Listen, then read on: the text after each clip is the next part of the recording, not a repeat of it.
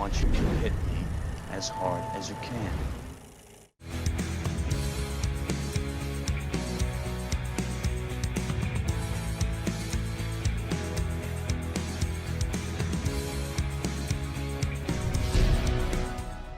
Did you know that once upon a time, in the early 2000s, Matthew McConaughey, Christian Bale, and a pre-famed Gerard Butler made a post-apocalyptic action movie together?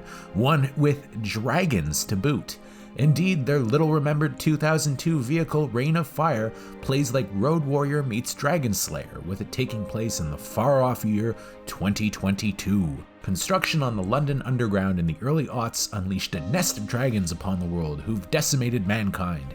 Only small pockets of survivors exist, with one such group being led by Christian Bale in a role that was post-American Psycho but pre-Batman Begins, who plays Quinn, a guy whose mum was the one who initially unleashed the dragons by accident. Should have known she was up to no good, because it's the woman that was the main Borg Queen in Star Trek First Contact. He's up to no good.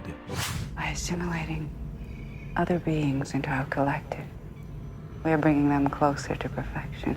With his BFF Creedy, played by a baby-faced Gerard Butler, he tries to keep the survivors going, but they're starving and eager to reclaim the planet. Not that they have a chance. Enter Matthew McConaughey's Denton Van Zandt. Name's Van Zandt, Kentucky Irregulars. Wild American leading a convoy of dragon slayers who believe there's only one male dragon in the world, and if they can kill it, the dragons can't reproduce. That's what we call a deus ex machina. What a silly sounding film Reign of Fire is, but it was all set to be a big deal in the summer of 2002. There was only one problem.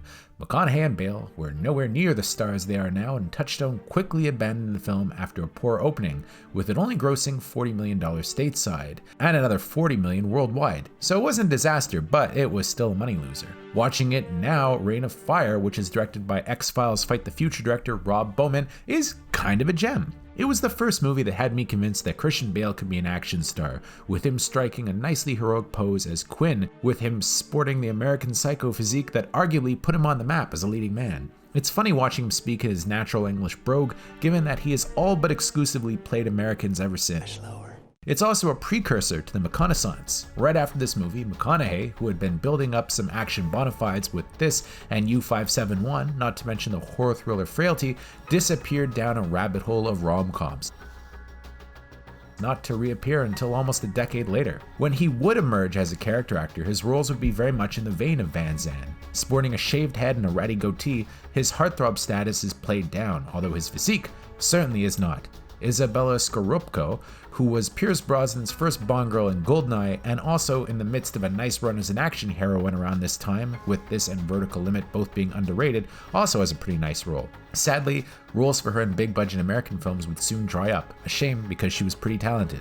It's especially weird, however, to see Gerard Butler as the sidekick comic relief to the hulking Bale in this one, given what was to come, but he ably supports Bale with them having nice, friendly chemistry. I always loved the touch where they reenact the Star Wars movies as entertainment for the kids they look after.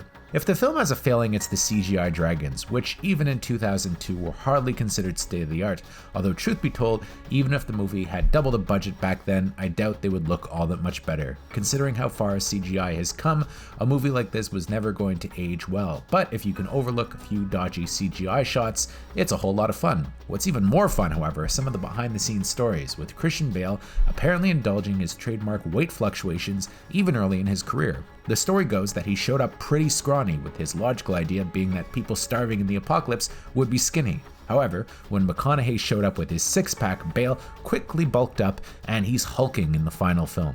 Even funnier, Alexander Siddig, who played Dr. Bashir on Star Trek Deep Space Nine, my personal favorite of the Star Trek franchise, says that McConaughey was method all the way, demanding that everyone on set only ever address him as Van Zandt. As a rebuttal, Siddig suggested that in return, McConaughey only referred to him as Elvis. But it didn't happen. There may have been more going on with McConaughey though, as he revealed in his book Greenlights that at the time he was losing his hair, so he shaved his scalp to cover it up. Apparently, a thing called Regenix helped him grow it back. Man, I gotta get me some of that. Until next time, for JOBLO's The Best Movie You Never Saw, this is Chris Bumbray, highly recommending you all check out Reign of Fire.